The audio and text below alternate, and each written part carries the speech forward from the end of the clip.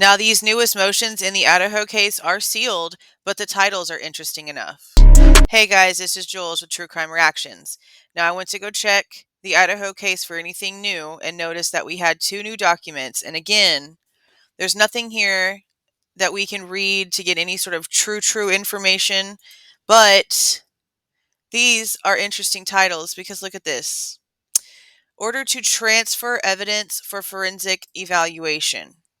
Now, there's been a lot of issues when it comes to evidence transfer and when it comes to the knife sheath, the DNA found on the knife sheath, any of the DNA evidence or what they were claiming to have been blood DNA evidence that was found at Bryan Kohberger's apartment. Okay, we've gone over the information that we got from Don Daniels about how the 3 spots of blood that tested positive for blood that were found at Bryan Kohberger's apartment, how those were not placed with the rest of the evidence for like 10 days. They were mishandled and put in a different area by Don Daniels and her own admission and not handed over where it needed to be until 10 days later, whenever Ann Taylor and the rest of Ann Taylor's defense team met up with her at Bryan Kohberger's apartment, and then she handed her the DNA evidence information. Now, I don't understand why that was the case. I don't know why a phone call wasn't made instantly and that little 10-15-ish minute drive made to get the evidence put where it needed to be. I don't understand why a whole 10-day time frame was even allowed in that situation. But we also know that there was a document that Judge John Judge, whenever he signed it, he, in his own handwriting, wrote next to his signature that the court was having issues with some of the, basically like the chain of custody of some of the evidence. Now, we don't know if that means the DNA trash evidence from Pennsylvania. We don't know if that means the DNA from the knife sheath. We don't know if that means something else completely different that we don't have any documentation, in the public about. We don't know what that's about. But we do know that there's already been issues that the public has seen. So, having all of that up in the air just isn't a good look. But this is interesting because, of course they're going to seal it. They don't want anyone to know where the evidence is going. But that's also been an issue, right? Because we don't know the actual chain of custody or the order of events in between the Idaho State Lab and Othram Labs, and they've alluded to it being Othram Labs, and even the defense, both Ann Taylor and the other female on her team, the dark-haired girl, have both said Othram Labs like out of their own mouths when it comes to this, but then they still sit back in documentation and claim that they don't know for sure if that's it or not because they haven't seen documents, I'm guessing, from Othram Labs. And then how Othram was apparently told to stop what they were doing and send everything to the FBI. We already have all of that crazy mix up when it comes to all of the different hands that have touched like all the evidence, okay? And not just different hands, but also different programs, because remember, we learned that whenever the DNA was taken from, I don't even remember which one, but basically whenever the DNA is taken from, however the testing was done to get to that single male DNA, sequencing that they had, that whenever it gets put into like what was it, like GEDmatch's system, or however whatever program that it was that they actually used, because they're being real secretive. That's something that the forensic expert in that 148 hours, I believe it was, episode said, that she found it really suspect that they were being really secretive about the type of programs that they use and things like that. But we do know that basically the formatting of that DNA has to change in order to fit the new program that the new hand then uses, right? What I'm trying to say is, not only is there different people touching it with different perspectives and doing different things with it, but then it's also being like transferred into different formats and different file types and different things like that. So it's a forever changing, seems like it seems like none of the data that's being looked at by anyone is the same. It's all been changed in some way. So that's a whole nother thing with this. And that wouldn't be a situation just in this case. Obviously, that'd be a situation in any case that has to do with any of this stuff, right? But here it is, December 1st, and we're getting documentation claiming that they are now transferring certain things for forensic evaluation. This is getting sent to some lab somewhere. Now, we don't know what, we don't know where it's getting sent. This right here is just the motion to have everything sealed. And then this is them actually like approving it getting sealed.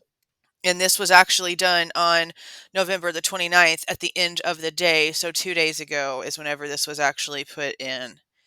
But I mean, they've been real secretive about a lot of stuff here, so none of this is surprising. And of course, with all of the craziness that's already come from all of the things that we just discussed, it's not surprising that they want to keep this quiet.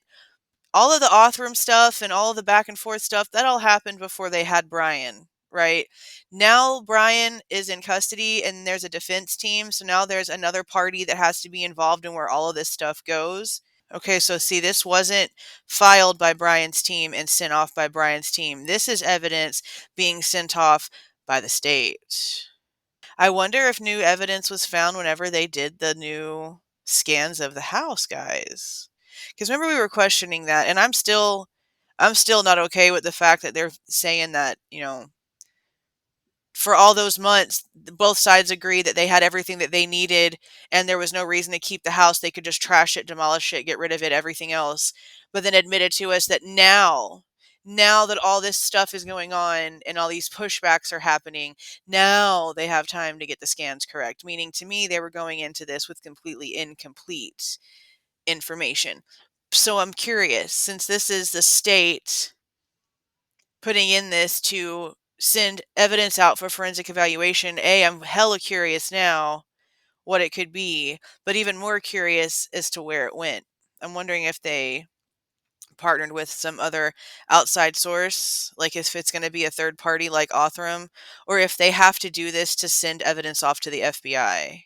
I don't know how that works, guys. If anybody knows the answer to that, that'd be awesome. Like, do they have to do these types of transfer motions if it's another state agency? Like, if Moscow was sending stuff over to, like, literally just over to the Idaho State Lab, would they have to file these types of transfers?